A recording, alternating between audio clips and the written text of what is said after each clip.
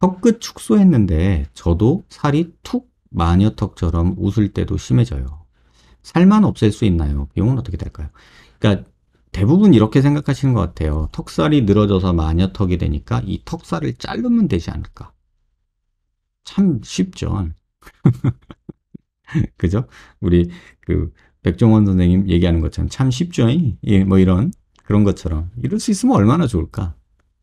근데 이게 그냥 살이 아니잖아요. 이 안엔 살도 있고 근육도 있고 지방도 있고 그렇잖아요. 또 이 근육은 얼굴 표정, 입 다무는 거 이런 것들을 만드는 것들이란 말이에요. 그럼 그 살들을 다 잘라냈을 때, 표정 지을 때, 웃을 때 괜찮을까요? 그렇지 않기 때문에 또는 그렇지 않을 가능성이 많기 때문에 의사들이 이런 방식을 택하지 않고 있는 거고요. 그죠? 근데 살만 없애는 방법이 없으니 일부 병원에서는 또 턱 밑에서 이렇게 잘라서 뭐 근육을 밑에 활경근을 묶으면서 여기 살을 잘라낸다 뭐 이런 거 하는 병원 있어요. 하고 오신 분들 몇 명 뵀고요. 근데 그런다고 해도 이게 일로 늘어졌는데 밑에서 자르면 더 늘어지겠죠? 상식적으로. 밑으로 내려왔으면 이렇게 턱살이 밑으로 내려와서 매달린 턱이 됐으면 얘를 올려줘야 되잖아요. 그게 기본적이잖아요. 근데 밑에서 자르면 올라가지가 않죠. 그래서 이런 경우는 뭐 구건석 선생님이 하듯이 살을 근육을 끄집어 가지고 뼈에다가 고정하는 방식이나 뭐 저도 일부 사용하고는 있지만 또 제가 판단하기에는 턱 끝에 볼륨이 부족해서 올려야 되는 볼륨을 늘려서 이거를 끄집어 올려야 되는 마치 어깨 뽕이 없어서 어깨가 처지고 소매가 길어진 거를 소매를 줄이는 방법을 지금 말씀하시는 건데 소매를 줄이는 게 쉽지 않으니 차라리 어깨뽕을 조금 넣어서라도 소매가 짧아지는 효과를 얻어보자 라는 게 제가 하는 얘기고요. 그래서 그런 내용들을 전에도 한번 말씀을 드렸죠. 어떤 환자분이 2018년도에 저한테 오셨고 2020년도에 어떤 수술을 받고 저한테 오셨어요. 근데 똑같은 비율로 이 두 CT 피부명을 비교해 보니까 턱이 밑으로 늘어졌어요. 그쵸? 여기 보면 이 빨간 선보다 2020년에 이렇게 턱살이 더 늘어졌어요. 턱 모양도 조금 바뀐 것 같고요. 왜 그럴까 하고 CT를 봤어요. 그랬더니 예전에는 턱이 이렇게 있었는데 무턱인 것 같다고 턱을 전진을 하셨어요. 턱을 전진을 하고 보니까 뼈 길이 자체는 조금 짧아졌죠. 여기 보면. 뭐 큰 변화는 아니지만. 근데 전진을 하면서 턱뼈는 앞으로 조금 나갔지만 볼륨 자체는 떨어지니까 여기 있는 살들이 밑으로 떨어져서 오히려 여기 밑에 살이 더 늘어나서 매달린 턱이 되는 그런 느낌이 생겼죠. 다시 말하면 턱 길이가 짧아지면서 여기 뼈의 볼륨이 줄어든 걸로만도 이렇게 살이 밑으로 내려올 수 있다는 거죠. 또 이런 경우가 꽤나 많이 보여요. 갸름해지려고 티절골하고 전진술하고 길이 축소하고 했는데 하고 보니까는 얼굴이 턱살이 마녀턱처럼 늘어진다. 이런 경우 꽤나 보죠. 그리고 일부 제가 이제 수술했던 경우에서도 보시면 턱이 이렇게 길어요. 굉장히 길죠. 앞으로 또 튀어나오기도 했고. 그런데 너무 긴 게 싫으니까 길이를 확 줄였죠. 그런데 길이를 줄이면 여기 있는 살들이 이렇게 늘어지면서 또 이렇게 매달린 턱이 될 수 있잖아요. 이렇게. 이런 식으로. 또 매달린 턱이 될 수 있단 말이에요. 그래서 여기 있는 근육들을 살이랑 꼬집어서 이렇게 위로 뼈에 고정해서 당겨줬죠. 이 환자 같은 경우는. 여기다가. 그랬는데, 그러니까 이중턱은 안 생기고 마녀턱은 안 생겨요. 턱도 수술 전후 보시면 많이 짧아졌고요. 다만 여기 떨어져야 될 살을 끄집어 올리다 보니까 앞턱 살이 수술 전보다 조금 전진된 듯한 이런 느낌이 생기죠. 지금 여기랑 여기를 보시면 턱이 전진된 효과가 생기죠. 다시 말하면 밑으로 떨어져야 될 살을 위로 당겨 올리니까 여기는 마녀턱이 안 생기는데 오히려 턱은 전진된 듯이 보이게 된다는 얘기예요. 어쩔 수 없어요. 그래서 이런 분들이 꽤나 있거든요. 선생님, 저는 턱이 너무 길고 주걱턱이에요. 그러면 여러분들 그냥 생각에 길이 줄이고 이거 후진하면 되겠다. 이런 생각들 많이 하시고 실제로 그렇게 생각하시는 의사 선생님들도 많아요. 근데 그렇게 하면 턱이 짧아지기보다는 여기 있는 살이 늘어져서 오히려 얼굴은 길어져 보이고 뭐 주걱턱처럼 튀어나온 건 좀 줄어들 수 있죠. 하지만 얼굴은 더 길어져 보이는 마녀턱이 되면서 길어지는 느낌의 이런 턱선을 갖게 되는 게 일반적이죠. 그래서 그걸 내가 죽기보다 싫다. 나 마녀턱 되는 게 너무 싫다. 그러면 어느 정도 전진되는 걸 감안하더라도 이렇게 턱살을 끌어올려서 고정하는 방식을 택하는 게 맞지 않겠나. 그래서 이 환자분도 마찬가지예요. 주걱턱처럼 보이고 얼굴이 턱이 너무 길어요. 했던 여자분인데, 그래서 그럼 길이를 줄입시다. 줄이고, 지금 줄인 양을 보면 한 이만큼 줄인 거예요. 굉장히 많이 줄였죠? 이렇게 줄이기만 하면 턱살이 늘어지니 이걸 좀 당겨 올리자. 살을. 그러면 지금보다 턱은 약간 튀어나올 거다. 그래서 실제로 조금 더 튀어나왔죠, 여기가. 그런데 결과적으로 보면은 지금 이 모습이나 이 모습이나 보면 이 모습이 더 낫지 않나 라고 생각해요. 그래서 선택을 해야 된다. 턱 나오는 게 싫으면 마녀턱을 선택해야 되고, 마녀턱이 싫으면 약간 턱이 전진되는 거를 선택해야 된다. 그래서 정답은 없어요. 전진을 근육이나 살을 당기면서도 어느 정도 조정은 해줘야 돼요. 환자 그 뼈를 삭제하는 양에 따라서 어느 정도 당길지, 또 얼마나 당길지. 그것도 조절을 해줘야 되는데, 이게 꼭 정답이 없는 거예요. 그래서 이런 상황이 존재한다. 그걸 좀 아셨으면 좋겠고, 이렇게 잘랐어요. 많이. 그리고 이 안에는 이 활경근, 목 근육, 그 다음에 여기 멘탈리스, 뭐 이런 근육들이 잔뜩 있어요. 그래서 이걸 매달린 살이라고 해서 이걸 확 잘라낼 수 있냐? 그럴 수는 없다는 거예요. 그래서 아까 본 이런 환자들이 여기서 턱을 잘라가지고 여기를 이렇게 잘라내는 수술을 하죠. 그러면 어떤 식으로 되냐면 이렇게 여기가 똑같이 가는 게 아니라 이게 더 늘어져요. 이렇게. 그리고 띡 붙어서 이렇게 돼버려요. 그래서 여기 흉터도 남고 여기 늘어진 것도 더 늘어지게 되는 그런 모습이 되는 것 같아요. 그래서 정확하게 수술을 해주려면 여기서 여기까지 쭉 잘라줘서 이걸 뭐 이렇게 없애줘야 되는데, 그러면 흉터도 굉장히 길고 그 자국도 보기 싫고 또 입술이 좀 처져서 입 다물기가 힘들어지는 그런 일들도 생길 수 있다는 거죠. 그래서 이런 부분은 여러분들이 생각하는 것처럼 그게 단순하지는 않다. 그래서 무조건 땡기면 된다. 뭐 무조건 이거 하면 된다. 이런 생각하지 마세요. 자르는 양과 또 땡겨야 될 양이 밸런싱을 해야 되는데 이거는 정말 어려운 얘기예요. 뭐 몇 미리 얼만큼 이거 환자마다 케이스도 다르고요. 또 여기 피부 두께, 근육 두께 사람마다 다르고요. 정말 다양해요. 그래서 꼭 이게 맞다, 저게 맞다 이렇게 단답식으로 생각하지 않으셨으면 좋겠고, 말씀하신 이 환자분 질문 주신 분이 말하는 것처럼 살만 없앨 수 있나요? 이렇게 물어보셨는데 현실적으로 이렇게 할 수는 있지만 그로 인해 그 수술을 해서 얻어지는 것보다 불편함이나 뭐 문제가 더 생기지 않을까라는 생각 때문에 그렇게 널리 행해지지 않는 것 같아요. 안녕하세요, 원장님. B포인트 진피 이식은 전신 마취로만 진행하나요? 이거 전신 마취 안 하는데요. 이걸 그냥 수면 마취하고 부분 마취해서 진행해요. 그냥 전신 마취는 이거 한다고 전신 마취 할 이유는 전혀 없습니다. 그래서 B포인트가 어딘지 모르실까봐 그냥 하나 말씀드리면, 여기를 B포인트라고 그래요. 입술하고 턱 사이에 제일 오목한 부분을 B포인트라고 그래요. 그래서 여기가 꺼져 있으면 여기다가 치아 뿌리 있는 데니까 보형물은 못 넣고요. 여기다 진피 이식을 하거든요. 그래서 여기 꺼진 거 이렇게 훅 들어가신 분들 조금 해결을 해드리고 있어요. 이분은 몇 미리 정도 보형물이 들어간 건가요? 뭐 굳이 물어보시면 제가 CT 확인은 해봤는데 한 7mm 정도 들어간 거예요. 뭐 길이도 조금 만들었고 앞으로 전진하는 것도 만들었고, 그래서 대충 길이는 두께는 7mm 정도. 근데 부위마다 달라요. 여기서만 7mm라는 뜻이에요. 여기도 다르고 여기도 다르고 다 달라요. 그래서 뭐 딱 뭐 몇 미리 정하고 들어가는 거는 아니에요. 원장님, 그때 축두근 커짐 댓글 달고 유튜브 답변 잘 본 환자입니다. 원장님께 재수술 받으려 하는데 혹시 광대 수술 받고 최소 어느 정도 시간이 지나야 받을 수 있나요? 지금 2년 조금 안 됐습니다. 라고 말씀해 주셨죠. 광대 수술에서 뭐 재수술은 무조건 6개월 이상 뭐 이런 얘기들 인터넷에 되게 많죠. 또 그냥 무조건 그렇게 주장하시는 분들도 계시고 의사들 중에. 근데 저는 광대 수술 중에서 뼈를 꺼내는 수술 있죠. 그러니까 뼈를 축도를 이렇게 했잖아요. 근데 과교정된 것 같아. 근데 얘를 빨리 이거를 꺼내야 돼.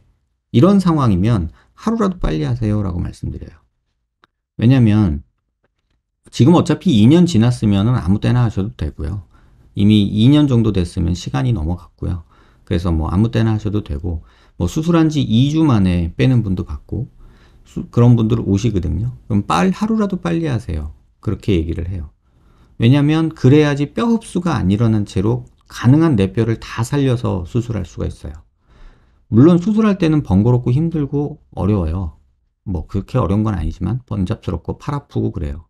그런데 왜 제가 빨리 하자고 그러냐면 뼈가 변하면요. 연부 조직도 변해요.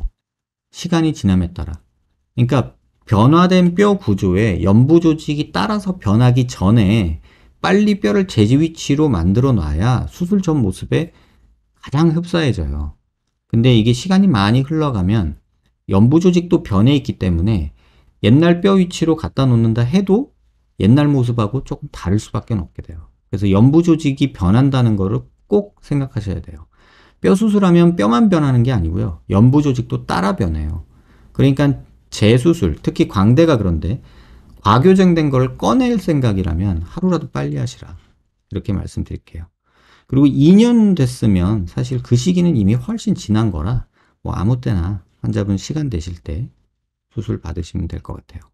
안녕하세요. 제가 한 달 전에 턱끝 후진술을 받았는데 라고 말씀하셨는데 제가 가장 여러분들한테 하지 말아야 될 수술 1번을 말하는 게 턱끝 후진술이에요. 이건 저뿐만 아니라 뼈 수술을 조금 오래 해봤던 여러 선생님들이 동감하는 바예요. 주걱턱이라고 턱끝 후진술은 웬만하면 하지 말아라. 이렇게 얘기를 하거든요. 근데도 계속 받는 분들이 계세요.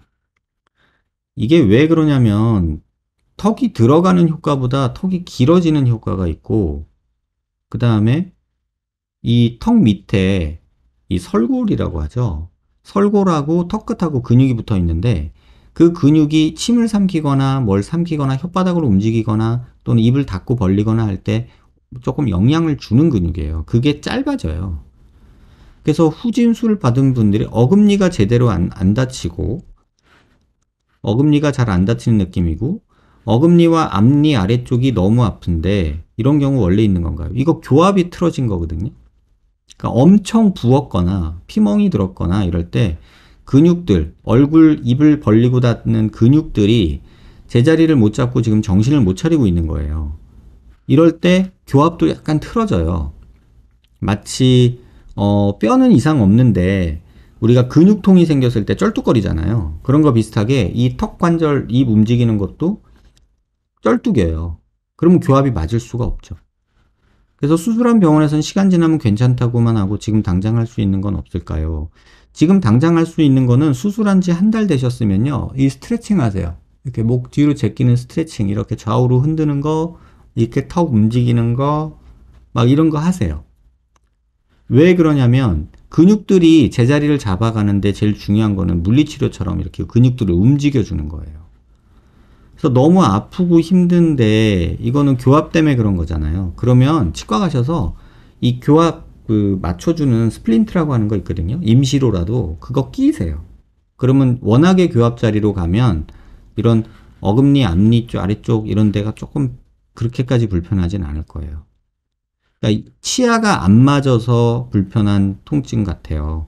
그래서 그런 상황이라면 그런 쪽으로 가시고 그게 아니고 근육 때문에 그런 거라면 이렇게 물리치료해 주시고 턱 움직여 주시고 입 움직여 주시고 이런 것들 하면 조금 좋아질 거예요. 시간이 지나면 좋아지는 것 같기는 해요. 하지만 제가 블로그, 유튜브 여러 오랫동안 하면서 꼭 이거는 기억하세요 했던 게 턱끝 후진술 받지 마세요 졌잖아요. 이거는 득이 그렇게 크지 않은 수술 같아요. 그래서 저뿐만 아니라 뼈 수술 오래 하신 분들은 다들 이렇게 얘기를 하세요. 그래서 요 수술은 조금 받지 마시라. 그리고 너무 아프시면 한번 병원 와주세요. 제가 CT 보고 수술 전 CT랑 후 CT 한번 비교해 보고 조금 다른 문제가 있을 수도 있거든요. 그거는 한번 봐야 될 것 같아요. 이렇게 글만으로 봐서는 지금 턱끝 후진술하고 지금 치아 안 맞는다. 요 내용만 보면은 교환 문제인 것 같고, 그 부분은 물리치료 이렇게 움직이면서 스트레칭 해주는 거랑 스플린트 끼는 거. 그렇게 두 가지로 일단은 말씀드릴 수밖에 없을 것 같아요. 턱끝 후진술을 제가 왜 하지 말라고 하냐면, 이게 저 대표적인 턱끝 후진술의 예거든요. 턱이 앞으로 나온 것 같다고 해서 후진술을 하게 되면 그냥 거의 이 모습이 생겨요. 이 턱살 늘어지는 거. 그러니까 이게 진짜 좀 답답한 것 같아요. 그러니까 후진을 하면 아까도 말씀드렸지만 여기 남는 살들이 뒤로 가잖아요. 또는 밑으로 떨어지잖아요. 그러면 전형적인 모습인 이 마녀턱 느낌하고 이중턱이 따라와요. 그래서 이걸 왜 할까? 또 이러면은 또 여기 뭐 근육 지방 흡입하면서 여기 뭐 활경근 묶어주는 수술하면 된다 이런 병원 또 있거든요. 그거 해서 안 돼요. 그거 해서 안 되면 또 여기 또 턱 밑에 이렇게 살 잘라가지고 하는 병원 또 있거든요. 근데 그거 하면 여기 또 턱살 더 늘어져요. 그래서 후진술은 하지 말아라. 웬만하면. 꼭 그렇게 좀 말씀을 드리고 싶어요. 원장님, 콧구멍 안으로 절개해서 박리하는 콧볼 올림술로 인해 콧볼이 딱딱해지고 두꺼워졌는데요. 집에서 개인적으로 콧볼 마사지 하는 거나 아니면 PRP 치료 도움 안 될까요? 이거 수술하시는 선생님이 지금 제가 알기로 한 분 정도 계시고요. 저도 몇 번 그분 학회에서 만나 뵙고, 괜찮은 아이디어다 해가지고 몇 케이스 정도 진행을 했는데, 이게 뭐냐면 콧볼을 묶어가지고 코 옆에 있는 뼈에다가 고정하는 수술이거든요. 이게 수술 자체가. 그러다 보니까 콧볼을 이렇게 찝어가지고 뼈에다가 고정을 시켜서 당겨서 묶는 거예요. 그러다 보니까는 콧볼이 딱딱한 느낌이 들겠죠. 어디 찝혀서 묶였으니까. 이렇게 말딱말딱 움직이는 게 아니라, 콧구멍이 이렇게 말랑말랑 이렇게 움직이는 게 아니라, 이렇게 딱 잡혀있는 느낌이 들 거예요. 그래서 그 느낌 때문에 딱딱하다, 두꺼워졌다 느낄 수 있어요. 근데 이거는 수술한 지 얼마나 되셨는지 모르겠지만, 두세 달 지나면 어느 정도 내려오고 풀어져요. 그래서 항상 이 수술 주로 하시는 선생님이 학회에 발표하실 때 그런 말씀 하시더라고요. 이 수술은 언더 커렉션이 문제지 오버 커렉션은 절대 문제가 되지 않는다. 이렇게 얘기를 하시더라고요. 근데 그 말이 맞을 것 같아요. 아무리 위로 올려서 이렇게 고정을 해놔도 시간이 지나면 이게 풀어지면서 내려오거든요. 그러면서 지금 딱딱한 거 말랑해지고 뭐 두꺼웠다고 느끼는 거 그거 좀 부드러워질 거예요. 근데 그 시간이 뭐 3개월 이상은 봐야 되지 않을까. 그래서 좀 천천히 여유 갖고 생각하시면 좋겠어요.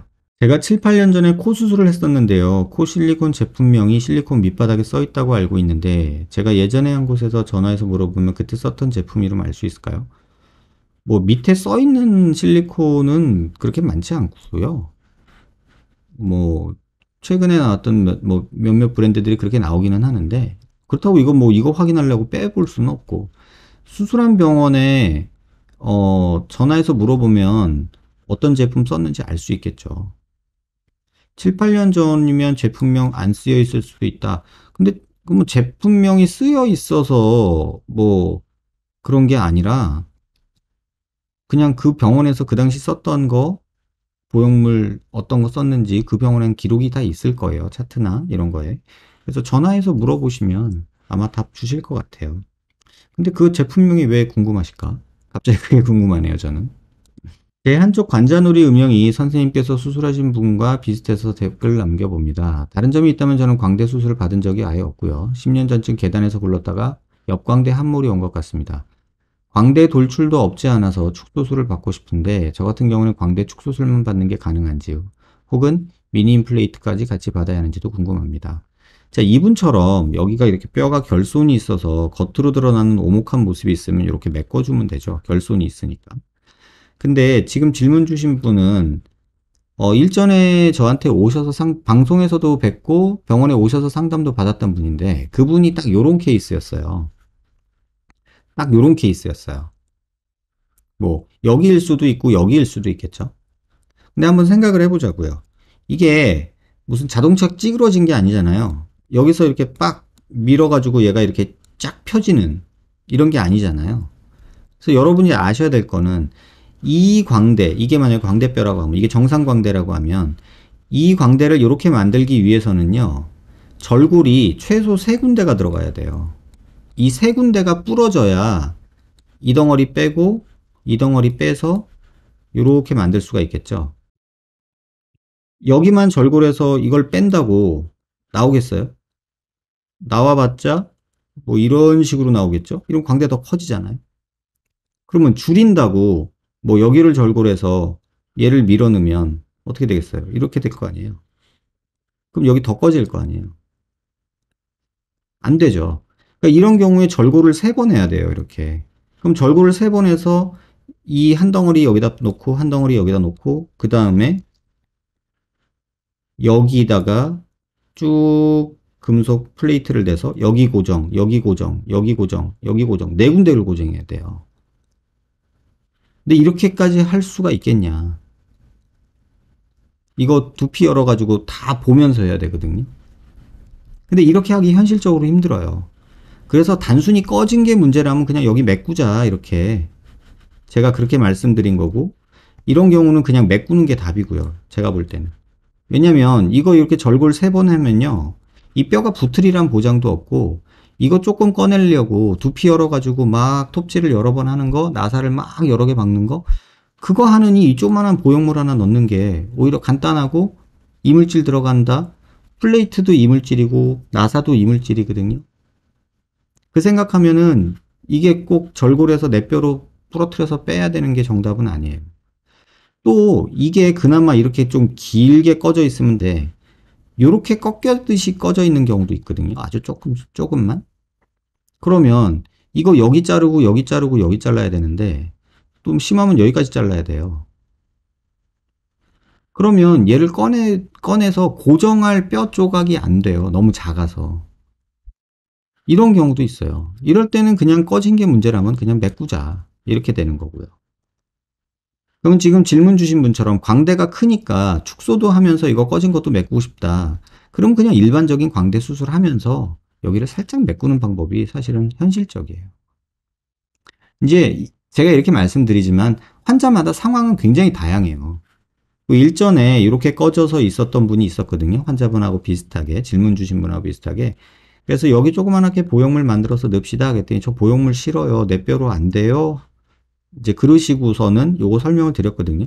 이렇게 잘라야 되는데 이거 가능하시겠어요? 이거 그리고 여기다가 이렇게 판때기 놓고 나사 4개 받고 해야 되는데 이거 하시겠어요? 그랬더니 아 그렇게는 못 하겠어요. 또 그러고 이제 어떻게 됐는지 안 오셨거든요.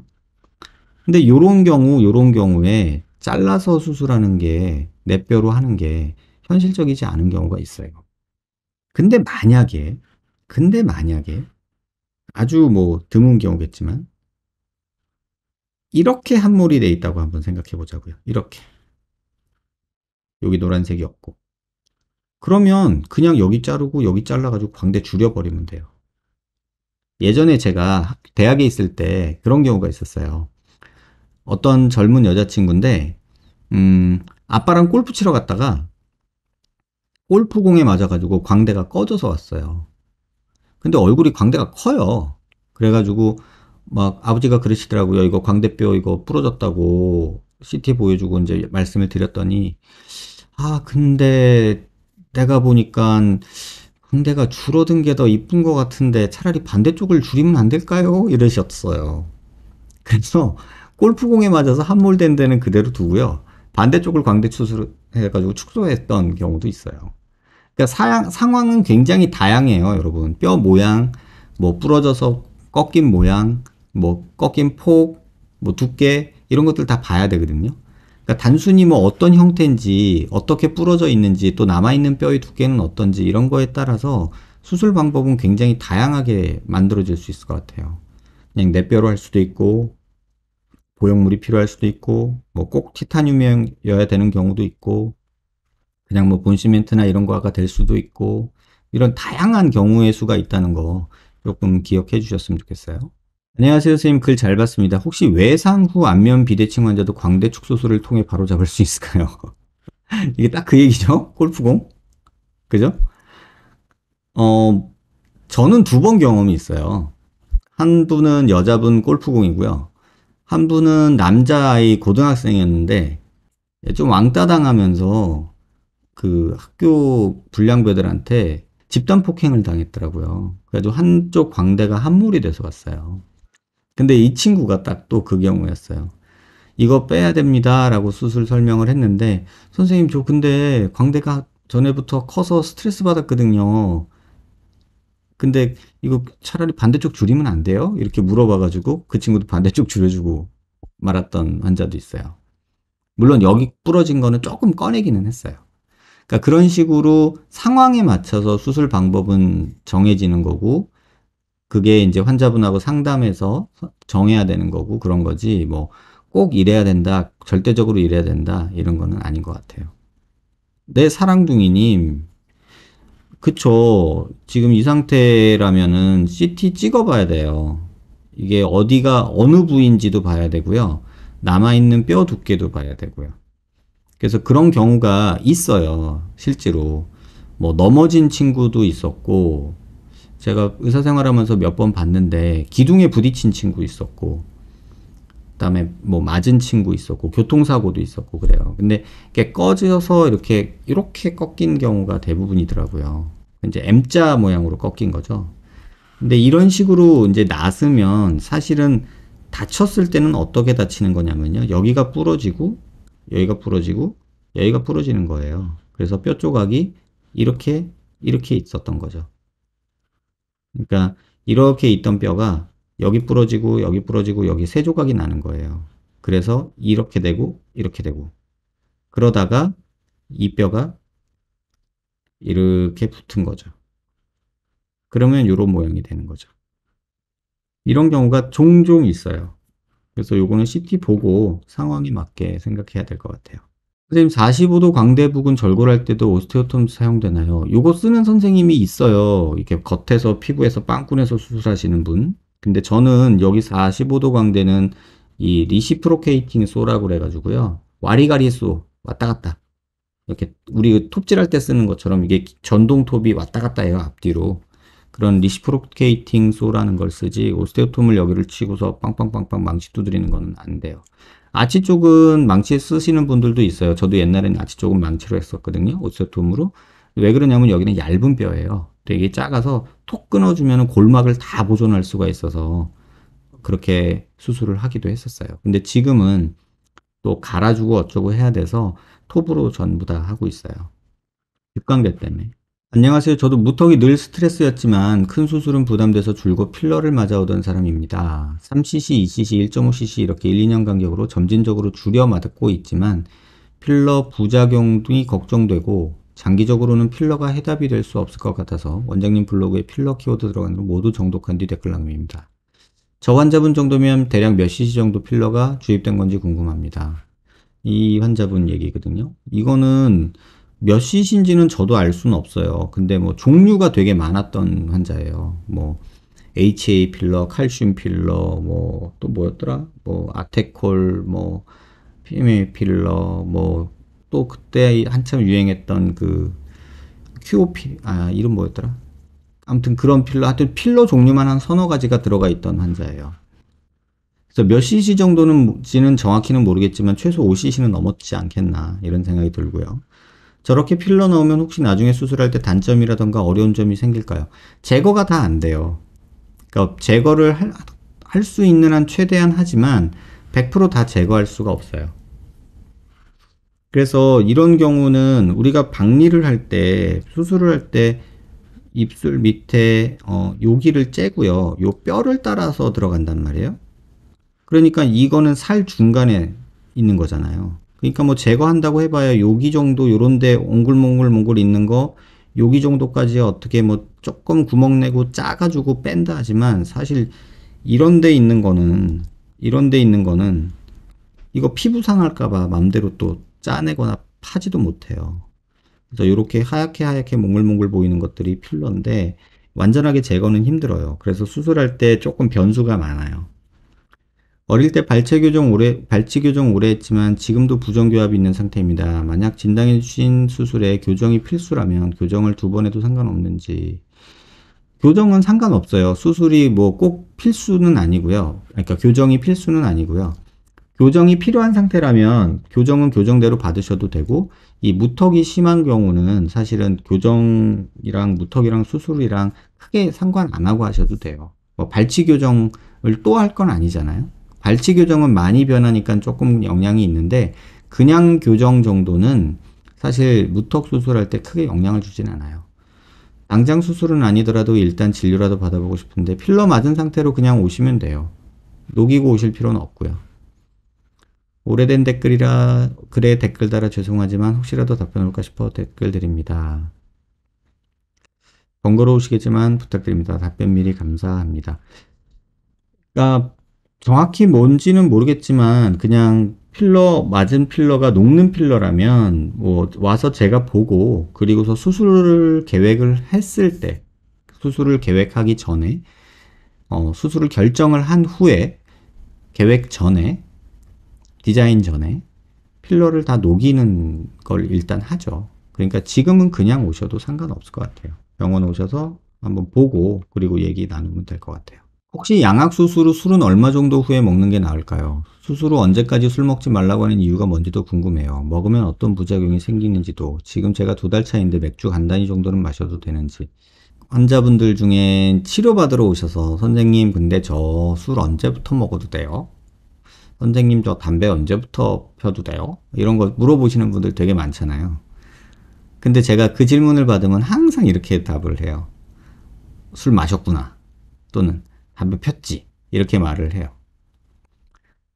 근데 이게 의학적으로 어떤 이유다라고 질문을 주신 거라면 이렇게 말씀드릴게요. 사실 술 자체가 뭐랄까 상처 회복이나 어떤 그런 거에 방해하는 거는 그닥 크진 않아요. 뭐 수술하고 얼굴에 실밥도 있고 지금 막 입안 잔뜩 부어 있는데 뭐 곤드레만드레 코 삐뚤어지게 마실 사람은 없겠죠. 그런 전제하에 그냥 뭐 반주 정도 하는 거, 뭐 한두 잔 마시는 거, 그 정도까지는 사실 상관은 없어요. 근데 술을 조금 과하게 먹어서 그러면은 그런 사람들 있잖아요. 그러니까 저 같은 경우 술을 못 먹거든요. 근데 술을 먹으면 술은 양리학적으로는 이런 역할을 해요. 혈관을 이완시켜요. 그럼 혈관이 이완된다는 거는 얼굴이 빨개지고 이러는 게 혈관이 이완되는 거거든요. 그 다음에 술은 염증을 살짝 심화시켜요. 예를 들면 우리 뭐 어디 골맞을 때 술 먹으면 더 욱신거리고 더 고름 나오고 그러잖아요. 종기 옛날에 났는데 술 먹고 이러면 뭐 여드름 뽀드락지 크게 났는데 술 먹으면은 다음날 술 먹고 난 다음날 이 여드름 뽀드락지 되게 커져 있고 막 고름 질질 나오고 막 그런 경우 있잖아요. 그런 것처럼 혈관이 이완되면서 염증이 있거나 또는 수술한 부위에 그 붓기나 염증 가능성이 높아지는 건 있어요. 근데 뭐 반주로 한 잔 정도? 요 정도? 한두 잔? 맥주 한 캔? 요 정도는 사실은 크게 상관은 없지 않을까라고 저는 생각은 해요. 근데 의사한테 술 언제 먹어도 돼요? 담배 언제 펴도 돼요? 그 질문은 정말 답하기 어려운 것 같아요. 왜냐면 의학적으로 좋을 게 없는데 뭐 하려고 해? 하지 마! 라고 얘기하는 게 사실은 의사여야 되거든요. 근데 또 사람 사는 게 그렇지가 않잖아요. 뭐 예를 들면 의사들끼리 하는 농담이에요. 사랑니 뽑고 나서 아프잖아요. 그러면은 의사들끼리 그런 말 하거든요. 야, 알콜로 소독하러 가자. 뭐 이런 얘기 하거든요. 술 먹으러 가자는 얘기죠. 그리고 그 사랑니 뽑거나 치아 치료, 뭐 발치, 임플란트 이런 거 하면은 뭐 술 먹지 말라, 담배 피지 말라 얘기하잖아요. 근데 임플란트 심고 나와가지고 예를 들면 제가 다녔던 저랑 친한 치과 선생님이 그런 경우인데 제 이빨이 좀 아파가지고 신경치료한 게 있거든요. 가가지고 신경치료를 하고서 오늘 다 끝났어요? 그랬더니 다 끝났어. 백원장 담배 한 대 피러 가자 이러더라고요. 그래서 치료해 주시는 선생님하고 저랑 같이 이빨 이렇게 부어가지고 마주도 안 풀렸는데 같이 밖에서 담배 피고 들어간 적도 있고 그래요. 그러니까 이게 현실이에요. 그래서 여러분들한테 의사로서 답을 드리면 술, 담배 하지 마세요라고 말씀드릴 수밖에 없고요. 그냥 어느 정도 그냥 한두 잔? 뭐 그 정도는 괜찮지 않을까. 다만 입안에 이 상처가 있는데 술이나 담배는 절대 좋지 않아요. 최소한 실밥은 뽑고 그 다음에 하자라는 생각이 들고요. 2주 정도가 보통 아무는 시간이니까. 근데 뼈 수술을 했다 그러면 한 달 정도는 참으세요 라고 보통 저도 말씀을 드려요. 한 달 지났다 그러면 조금씩 먹어요. 근데 막 곤드레만드레는 안 돼요. 저는 보통 그렇게 말해요. 2달 차 정도면 뭐 간단히 마시는 건 괜찮아요. 맥주 한 캔 정도 음료수 마시듯이. 근데 뭐 오늘 한번 코피 뚫어보자 이런 식으로 뭐 너 죽고 나 죽자 이런 식으로 술 먹는 거는 좀 뼈가 붙어야 되니까 지양하세요. 알았죠? 선생님, 턱선이 날카롭게 보이고 싶어서 병원에서 이중턱 지방흡입 상담을 가면 뺄 지방이 별로 없다고 하는데 그럼 울세라 슈링크 이중턱 턱선 부위에 맞는 게 좋을까요? 울세라랑 슈링크를 이중턱에 아무리 맞아봤자요. 턱선이 날카롭게 보이지는 않을 거예요. 지금 살 빼야 되지 않을까 싶은데요.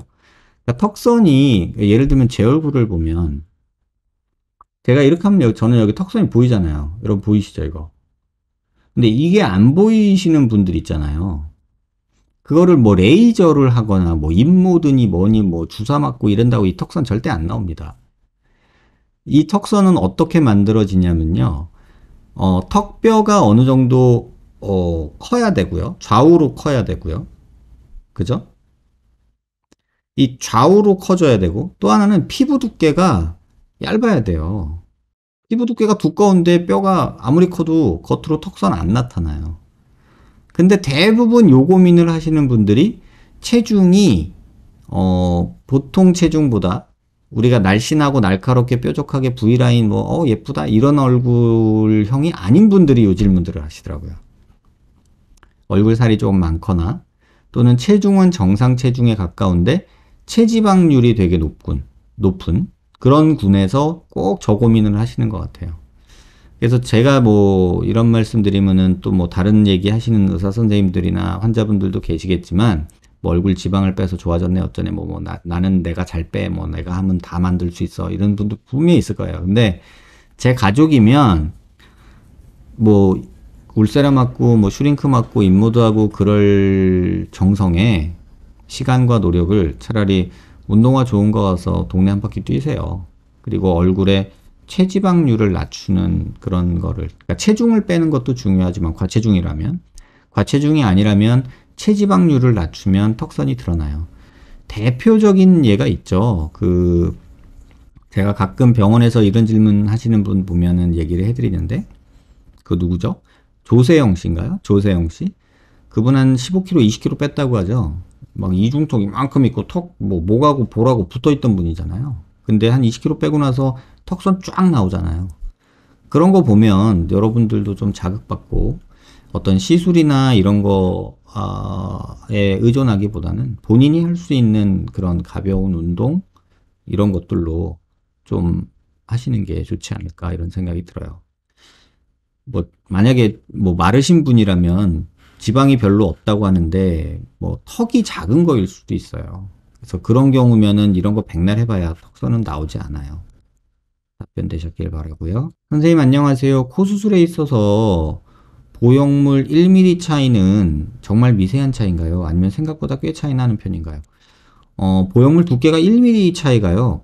코는 1mm 두께, 2mm, 3mm 차이가 미세하다고 생각할 수 있지만 제가 경험을 해보면 생각보다 보형물 두께 1mm는 꽤나 의미가 있는 두께인 것 같아요. 근데 뭐 환자분들은 모를 수도 있어요. 내가 2mm 넣는다고 하고 3mm 넣어도 환자분들은 못 느끼는 수치인데 제가 수술할 때 2mm 넣어보고 3mm 넣어보고 이렇게 딱 덮어서 라인을 보면은 그 차이가 조금 의미가 있다 이런 생각도 저는 하고 있어요.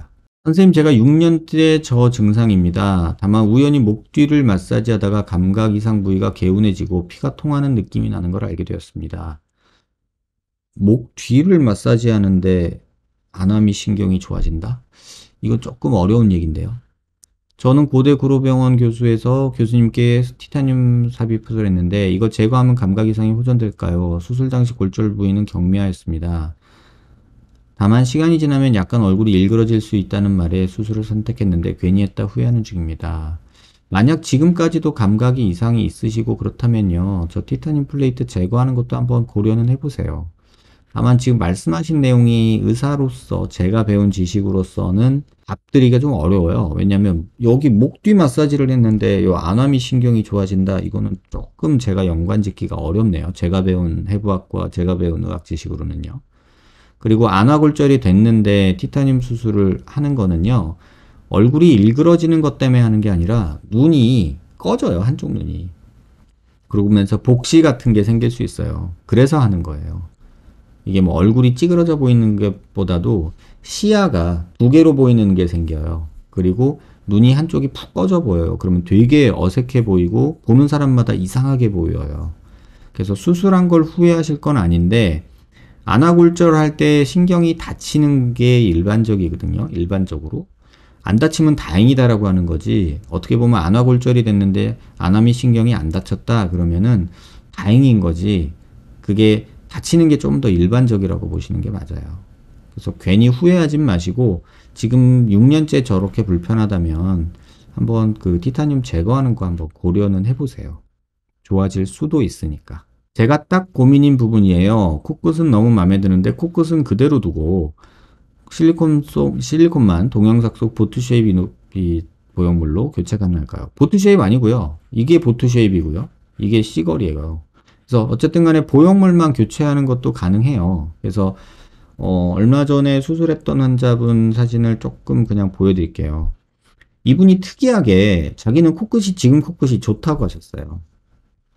난 이 코끝이 너무 마음에 들고 나는 여기 콧대 낮은 게 싫고 여기 콧대 옆으로 조금 넓게 만들고 싶다. 그래가지고 그러면 코끝은 그냥 두고 여기다가 이노피 보형물만 만들자 해가지고, 이게 지금 수술 전 CT고요. 이게 수술 후 CT예요. 보면은 이 뼈랑 보형물이랑 팔각으로 맞는 거 볼 수 있을 거예요. 그래서 코끝은 거의 수술을 안 해놔서 영향이 없고요. 이런 수술도 충분히 가능해요.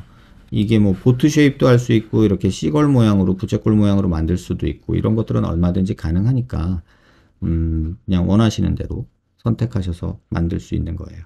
선생님, 입모드 어떻게 생각하세요? 이 질문도 지금 유튜브 하면서 근 대여섯 번 넘게 답은 드렸던 것 같아요. 저 입모드는 잘 몰라요. 안 써봐서요. 근데 입모드 고주파 기계예요. 그래서 뭐 이게 뭐 그렇게까지 막 드라마틱하게 효과가 있을까? 이런 생각은 조금 들어요. 그래서 저는 이 질문을 앞으로 주시면 저 입모드 안 써봐서 몰라요. 그냥 고주파 기계라서 효과가 어느 정도까지는 한계가 있겠네? 라고 얘기를 하고 싶고요.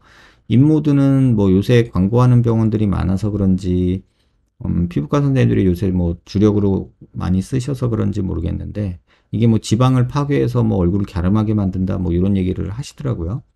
근데 개인적으로는 과연 이런 생각이 있고, 써본 기계가 아니라서 제가 뭐라고 언급하는 거는 조금 옳지 않지 않나 이런 생각이 드네요.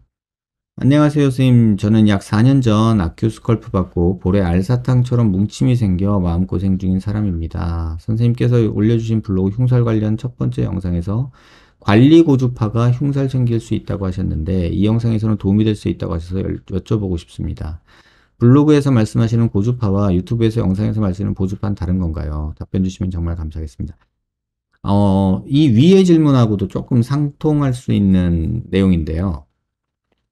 우리가, 여러분들은 그냥 고주파 그러면 그냥 고주파잖아요. 근데 고주파 안에서도요, 중주파, 고주파 뭐 이런 뭐 이렇게 나뉘어요. 그래가지고 그 파장, 진동수 이런 거에 따라서 이 고주파가 그 영향을 주는 게 달라요. 또 파워도 다르고.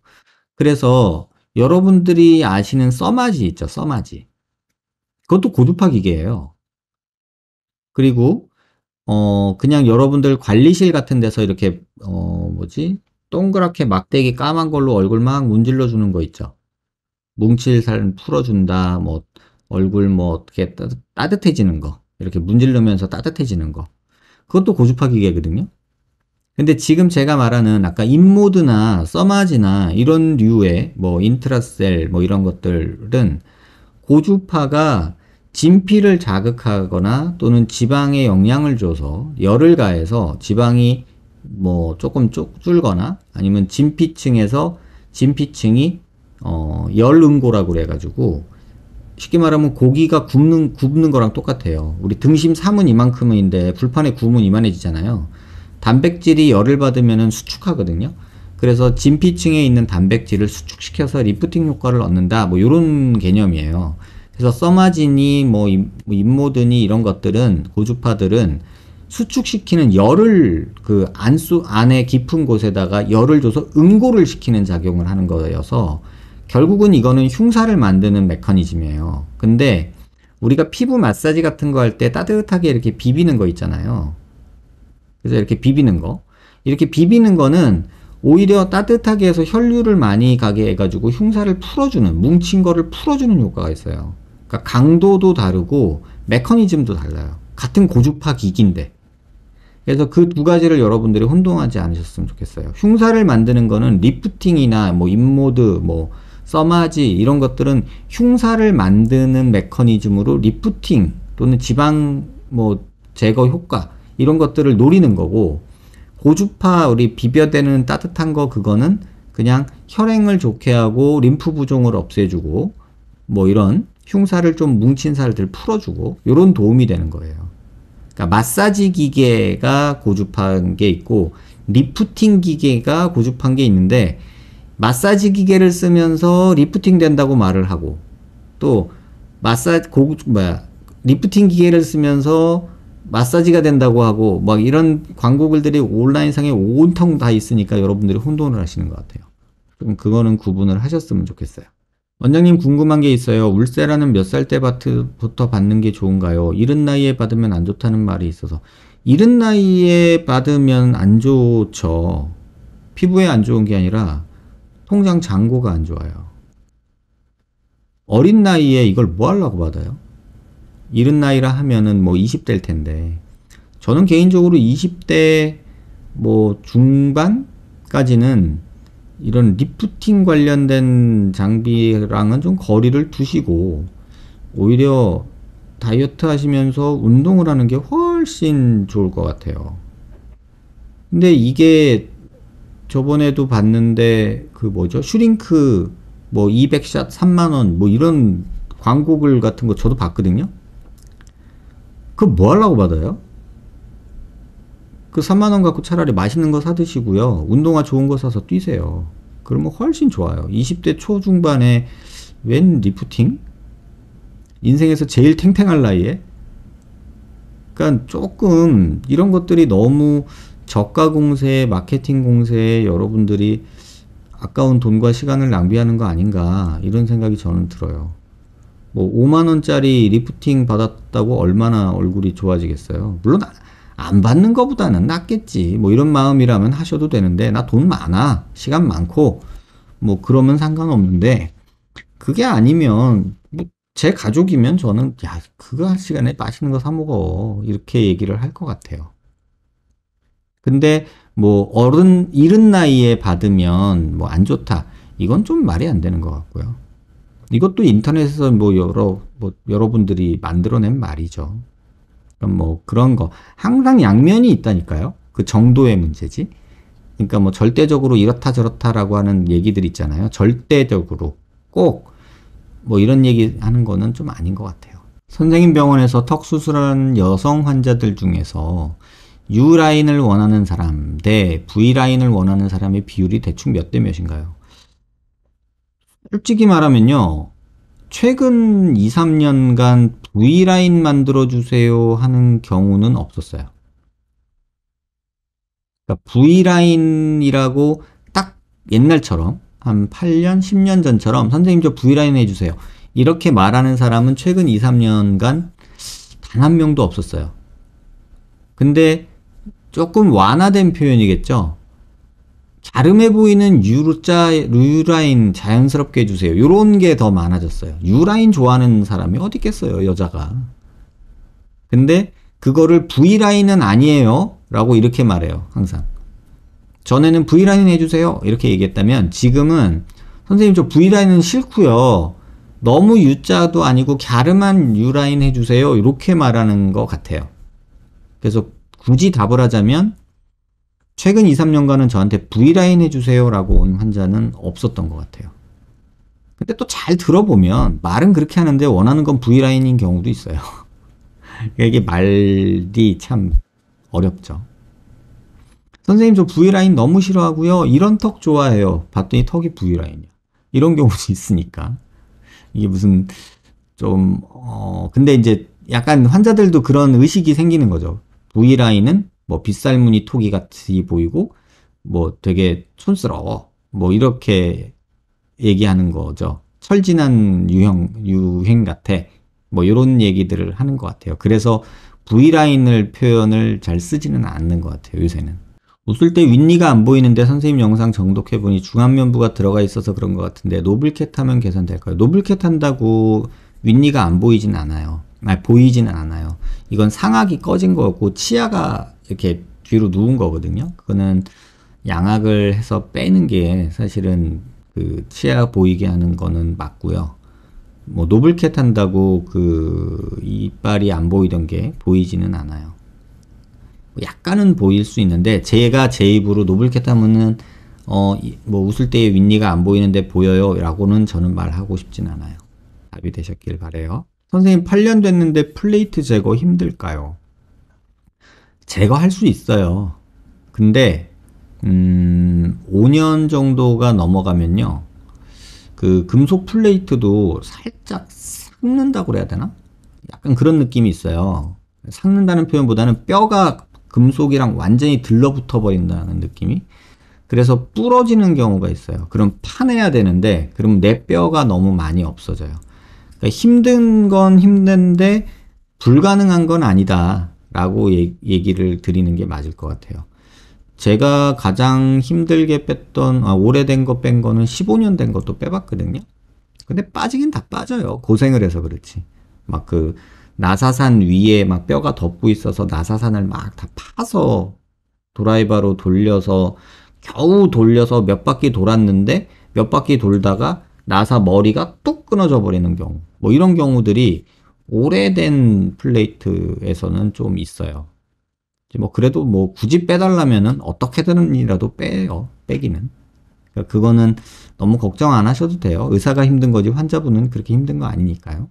보형물 수술 시엔 국소 마취만으로 가능한가요? 국소 마취로 안 해요. 수면 마취하죠. 종종 귀뒤 부분을 절개해 사각턱 수술하는 병원이 있고 그때는 수면 마취 방법 사용하던데 입안 절개가 아니라 이처럼 귀뒤사 할 때는 수면 마취에도 위험성이 덜해서 그런가요? 뭐 그렇게 생각하시고 하시겠죠. 근데 뭐 나쁘지는 않다고 생각해요. 저는 뭐 절대적으로 전신 마취가 옳고 수면 마취가 틀리다 이런 생각은 아니고요. 입안으로 수술하는 거 또는 이렇게 피가 많이 날 수 있거나 막 물로 많이 씻어야 되는 수술은 이렇게 우리 살에 든다고 하잖아요. 수면 마취하면은 입으로 코로 숨을 쉬잖아요. 이렇게 숨을 쉬기는데 이렇게 살해가 들어가지고 킥거릴 수 있어요. 그러면 뭐 혈압 오르고 피 나고 숨 못 쉬면 또 환자 벌떡벌떡 일어나거든요. 우리 기침할 때처럼. 그럼 의사들도 신경 쓰이고. 그래서 피가 많이 나거나 그런 경우에는 뭐 굳이 위험하게 그러지 말자. 전신 마취합시다. 이렇게 얘기를 해요. 근데 수면 마취까지는 뭐 할 수 있다고 보는데 국소 마취로 한다? 이건 좀 말도 안 되는 얘기 같고요. 원장님 볼 필러 하나로 인생 망한 것 같아요. 10월 30일 옆볼 필러 1.5cc 총 3cc 11월 12일 옆볼 필러 리터치 1.5cc 총 3cc 넣었습니다. 넣고 나서 오른쪽 볼 저작근 귀 옆쪽 통증이 심해 11월 23일 녹였습니다. 문제는 녹였는데도 통증은 여전합니다. 그리고 저작근 부위 귀 옆쪽이 딱딱하고 만지면 심하게 욱신, 화끈, 찌릿거리고 입을 잘 못 벌려 했습니다. 이명도 있고요. 필러 놔주었던 병원은 근육 손상이나 신경 손상이 절대 있을 수 없다고 기다리라고 합니다. 필러 맞은 지 2주나 되었는데 그럴 수 있다고 기다리래요. 초음파 검사 통했을 때는 통증 부위가 필러가 남아있지 않다고 진단받았고요. 초음파상 필러는 다 제거가 되었다는데 원인을 알 수 없는 통증이 계속되니 답답합니다. 구강암면외과나 신경외과 진료 받아야 될까요? 3차 신경통도 의심해봤는데 아니겠죠. 욱신거리는 찌릿한 심한 통증이 있어요. 뼈 부러진 통증처럼 화끈거리고요. 제 나이 고작 26살인데 이런 만성 통증을 달고 살아야 할까봐 너무 무섭습니다.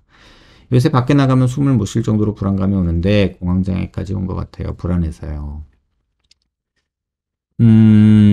지금 써주신 글로만 보면요. 첫 번째 필러 넣고는 괜찮았던 것 같아요. 근데 두 번째 필러 리터치 하면서 그때 주사 바늘이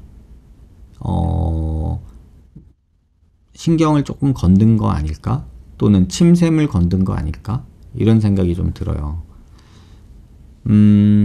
아주 드물게 있을 수는 있거든요. 바늘이 혈관을 찌르거나 신경을 찌르는 일이. 근데 보통 우리가 필러를 넣을 때는 블런트 니들이라고 그래서 앞이 뭉툭한 니들을 써서 아예 그냥 꽉 이렇게 100%꽉 찌르지는 못하고 이렇게 삐껴나가게 돼 있거든요. 근데 혹시 모르죠. 그냥 니들을 썼을지 어떨지를요.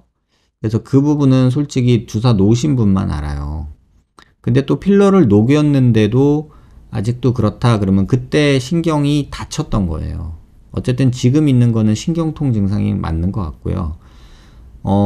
시간이 지나면 좋아질 것 같기는 한데, 너무 많은 걱정은 할 필요는 없어요. 근데 너무 고통스럽고 그렇다면 지금이라도, 대학병원 신경과를 가세요. 신경외과가 아니고요. 구강암면외과 가도 소용없고요. 신경과를 가셔서 신경검사를 받아보세요.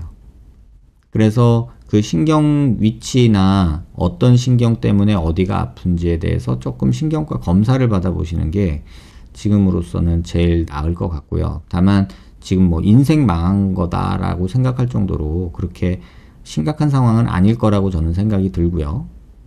걱정은 조금 내려놓으시고 괴로우시다면 신경과 가서 검사를 지금 받아놓는 게 오히려 맞지 않을까 이런 생각이 들어요.